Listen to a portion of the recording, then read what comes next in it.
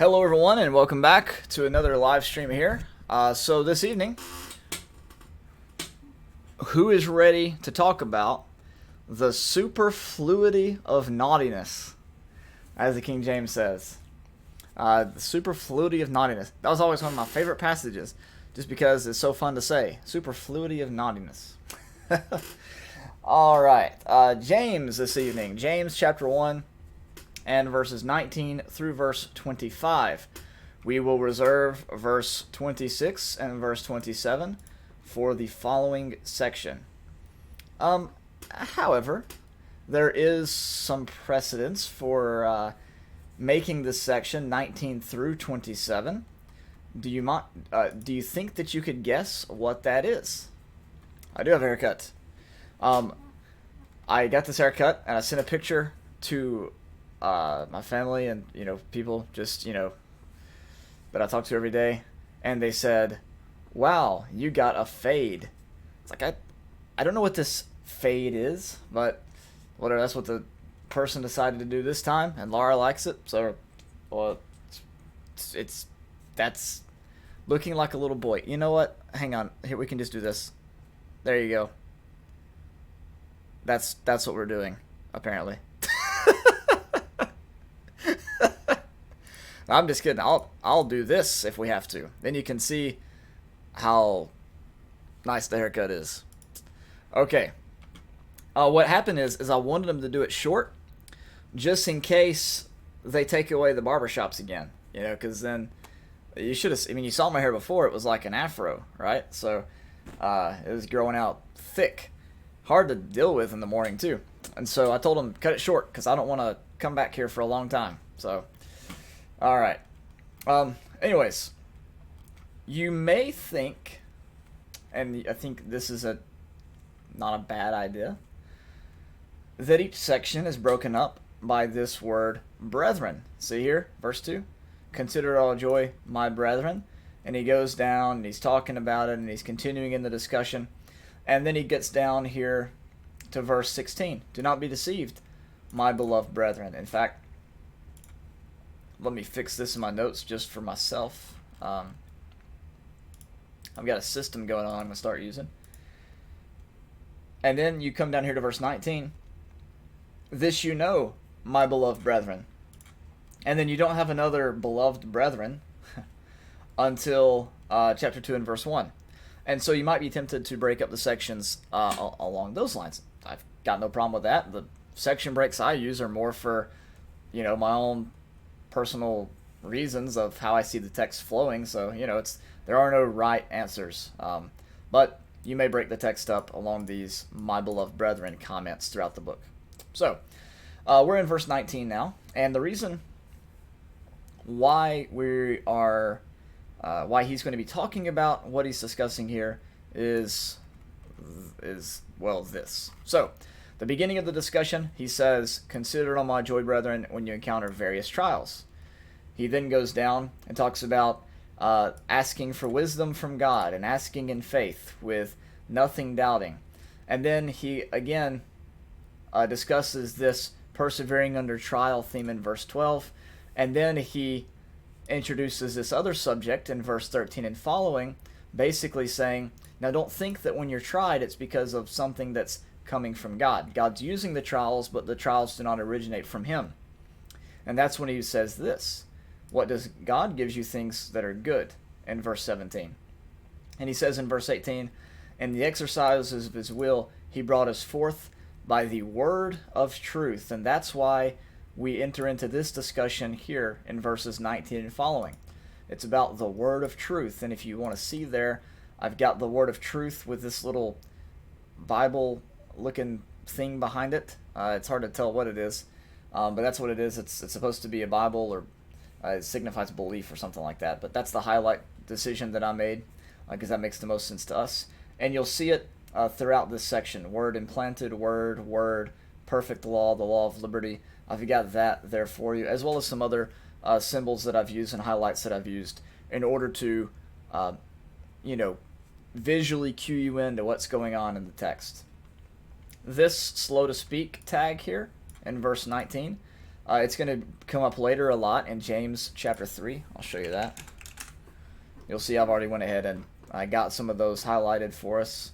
The purple tag that you'll see is about being double-minded, as we've talked about already before in this text. And then the green has to do with the rich-poor examples that we've seen. So I've tried my best to be consistent in my highlighting. If you see something like this, that just means that I wanted to put a note there, and that's just for myself. Okay. All right, verse 19. This you know, my beloved brethren, but everyone must be quick to hear, slow to speak, and slow to anger. Everyone must be quick to hear, slow to speak, slow to anger. A lot of people have said in the past that God gave you 2 ears and 1 mouth for a reason, right? You also may have heard that the words silent and listen contain the same letters, right? So there's a lot of little funny sayings and things like that people have come up with to get this idea across. Be quick to hear and slow to speak. I've given this example before, but this comes a lot when we are discussing the Bible with people, right? The best thing that you can do if someone has an opinion, let's say they say, I believe in once saved, always saved. If you grew up like I did, you are programmed to immediately do this, right? You immediately get angry, right, if somebody says that. And that's how I'm programmed. That's how probably you've been programmed as well, as you've been taught. If somebody says once saved, always saved, that's a key word there that is supposed to make you, get your Bible out and take them right there to Galatians where it says fall from grace, right? That's what you've been programmed to do. The same here. However, I've told you this before, sometimes this doesn't always mean what you think it means. Believe it or not, people have a lot better grasp of what they believe than you do. And when someone says something like this, or whatever, we have to learn to be quick to hear and slow to speak. Now, some people are quick to hear and quick to speak. That's not what it says. Quick to hear and slow to speak. Now, I'm probably the last person that needs to be giving advice on speaking slowly, but it's not me giving it, it's James. Be slow to speak. And this simply means to take a moment, take in what they've said, seriously consider it, and then give your response. This is true in discussions about the Bible. This is true in dealing with kids and dealing with other adults and dealing with coworkers and dealing with teachers, whatever. This is true. Be quick to hear, slow to speak. And, as we see here, slow to anger. Now, this is a big one. It actually says, seek to understand rather than be understood. That's good, too. A lot of the times we critique somebody's teaching or doctrine or whatever without ever knowing what it is that they actually teach. I've had people recently say, well, we don't agree with what you believe, so what do I believe? And then the response that they give, trying to say whatever it is that they don't agree with that I believe, isn't anything like what I believe. In fact, I don't believe what they think I do, right? Same thing is true when it comes to discussions of God. Some people who are agnostic or atheist or maybe of another religion outside of Christianity critique God. And when you listen to the accusations that they hurl, you wonder what God they're talking about. And come to find out, if you allow the discussion to proceed long enough, you don't believe in the same God that they don't believe in. You just don't know it yet, right? Because they speak about all these atrocities and things like that that apparently God is guilty for. And turns out you don't believe in that God either. So we have to be quick to hear and slow to speak. And then that'll open up doors for you to speak, and they'll be quick to hear as well, hopefully. Hopefully they'll return the favor that you offer them if you behave in this way. Quick to hear, slow to speak, and slow, S-L-O-W, to anger. When has this type of anger ever solved any problems? You can make arguments about particular situations, but in general, Anger is not the route to reconciliation when it's on our part. Why? Because the anger of man does not achieve the righteousness of God. Why is that? Well, see, the anger of man doesn't accomplish God's righteousness. It accomplishes the individual's righteousness, right? Whatever version of righteousness that is. It's often an act that is retaliation in nature. It's an act of retaliation, and it's often fueled by emotion, by hostility. It's retributive. That is, it's like trying to give an eye for an eye or a tooth for a tooth kind of thing. The thing that Jesus talked about in Matthew chapter 5. It is just reactionary, right? And again, it seeks to accomplish the man's will, not God's will. God's will usually is not found at the end of man's at the end of man's anger, as you see in verse 20. The anger of man does not achieve, the anger of man does not accomplish the righteousness of God. And this is why when you see Jesus on the cross, what does he do? He submits to it. Because that type of, it's not inaction. He didn't just let himself die, but it's non-violent action. Okay? That's what can change the world and accomplish something. It's not just turning the other cheek just like mindlessly, but there's a point to it. It's to expose this fallacy that you have to have this anger to achieve something or accomplish something, or you have to have violence to accomplish something. As we said before, peace in the Middle East, as was sort of the catchphrase back in the 2000s, is never going to be achieved and will never be achieved with boots on the ground and airplanes and tanks and bombs, right?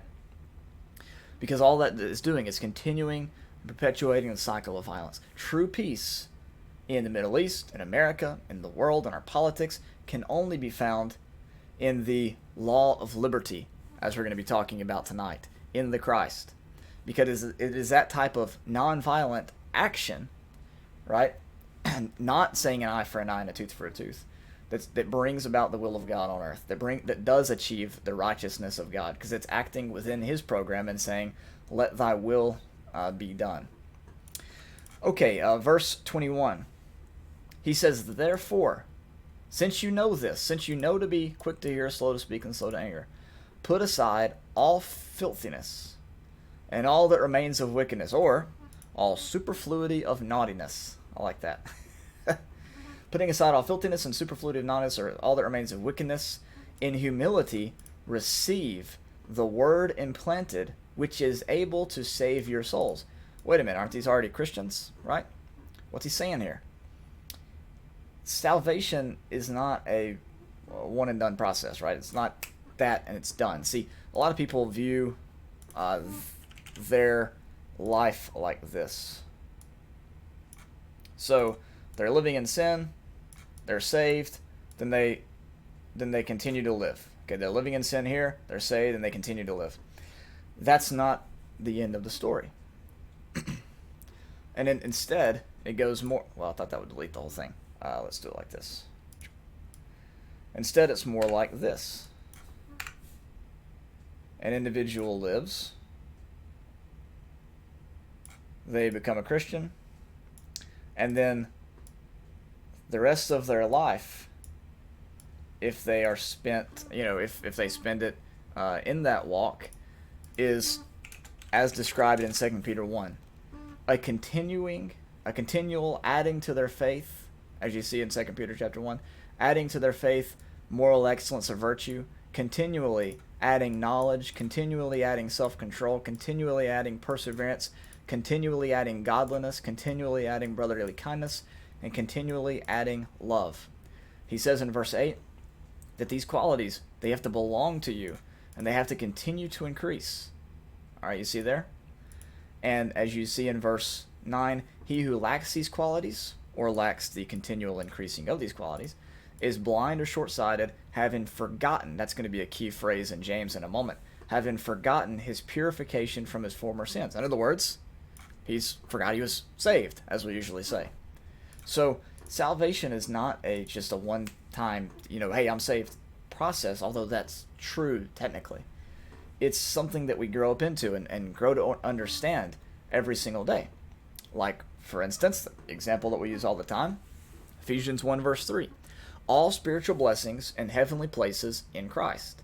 But some days that love isn't always evident. Some days the peace that passes all understanding isn't evident. Sometimes, the joy that's in Christ, we can't see it as well. But as we grow in Christ and as we learn and come face to face with that truth every day of our life, it's going to get, increasingly better. We might have our days that are high or that are low, depending upon, whatever's affecting us in our world.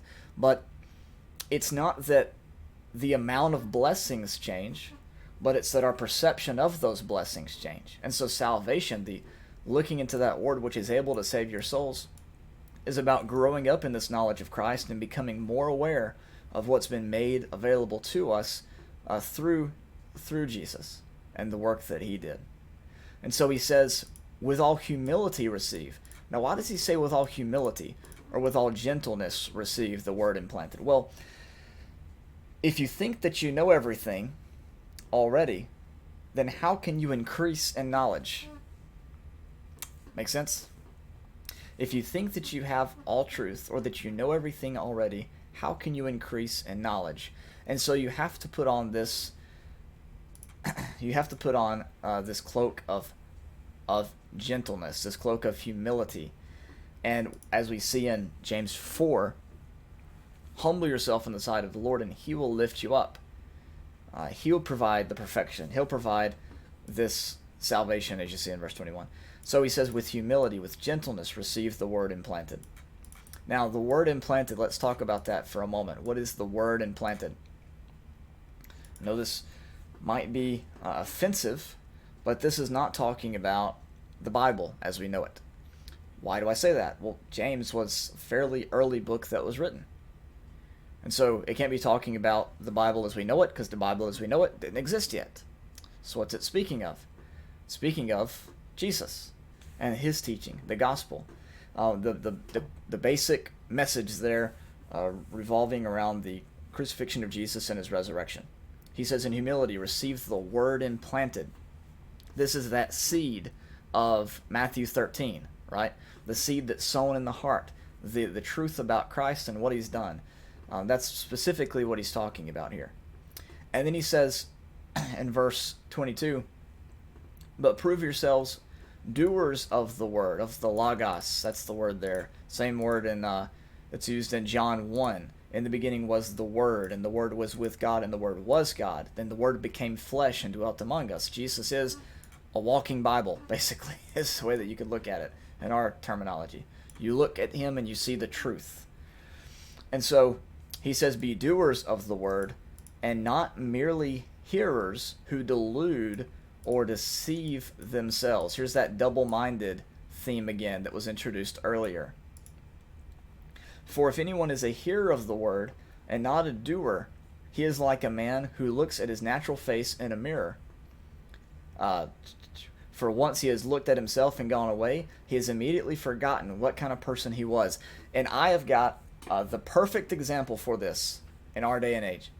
How many times have you picked up your phone off the desk, you look at the time, you put it back down, and somebody saw you do that, and they say, what time is it? And you go, and you tell them, right? Because your brain wanted to know what time it was in that instant, and when you looked at it, you forgot after you put it back down. Your brain was satisfied, it stored the information in the recycling bin or something, and you can't answer the question because you already forgot. Or, if you're like me, you put on, when you're getting ready in the day, you put on your deodorant 5 times because you forget each time. Oh, did I do it? Well, I better do it just in case. Did I do it? Well, I better do it just in case, right? you know what I'm saying? Because your brain's like working on other stuff while you're going about doing your normal routine, so you end up, you might end up repeating yourself, right? And so we have this man who looks into the mirror and he goes away and he forgets what he looks like. Oh, is my hair fixed? Did I shave? Well, I forget. I got to go back and look, right? And so he says that's what it's like to look into the word and to not practice what it is that you hear, what it is that you see. Okay, he says, if anyone is a hearer of the word and not a doer, this is what you're like. It's silly, right? It's a silly example, but it's one that we've all, been there, done that. It's not enough to just look at the Word or hear the Word or listen to the lessons or tune into the Bible studies if we're not putting what we see into practice. And notice that he says it's the Word implanted there in verse 21. The Word implanted. Ultimate truth, Jesus, the Christ, the gospel. He says in verse 25, but one who looks intently. Now, what happens when you look into a mirror? When you look into a mirror, you see yourself, right? But if you look intently at the perfect law, if you look intently at the teaching of Jesus, the Christ, what is reflected back, what you see, what you perceive, is of course Him, okay? So when we look into Christ, His image, when we look intently, His image reflects back onto us. And then as we do that, we begin to emulate in our lives His actions, His response, His thoughts, His ways. And in doing so, not only do we bring blessings upon ourselves, but we bring blessings upon all those around us, because we are actively loving our neighbor and actively doing good unto those who persecute us. We are actively praying for those who speak evil of us. We are constantly living as He would live. People used to wear the bracelets all the time. What would Jesus do? But I don't think many people actually take that seriously because of the way that they talk about others, because of the way that they view those of different social classes or ethnicities or races or nationalities. I don't believe they have that Christ-like spirit. They haven't looked intently at that little bracelet that they wear. What would Jesus do? But he says, the one who looks intently, the one who stops and pauses and actually pays attention. It's not just a glance, oh, there's the word. No, it's looking intently, studying, paying attention to. Studying in the sense of trying to, see every detail in the image. The one who looks intently at the perfect law, the law of liberty.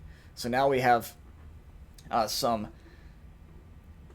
discussion that's been introduced that's going to be picked up in the next section about the difference between the law and the law of liberty. We'll talk about that in a little bit. But he calls the law of liberty the perfect law. This word perfect's popped up quite a bit.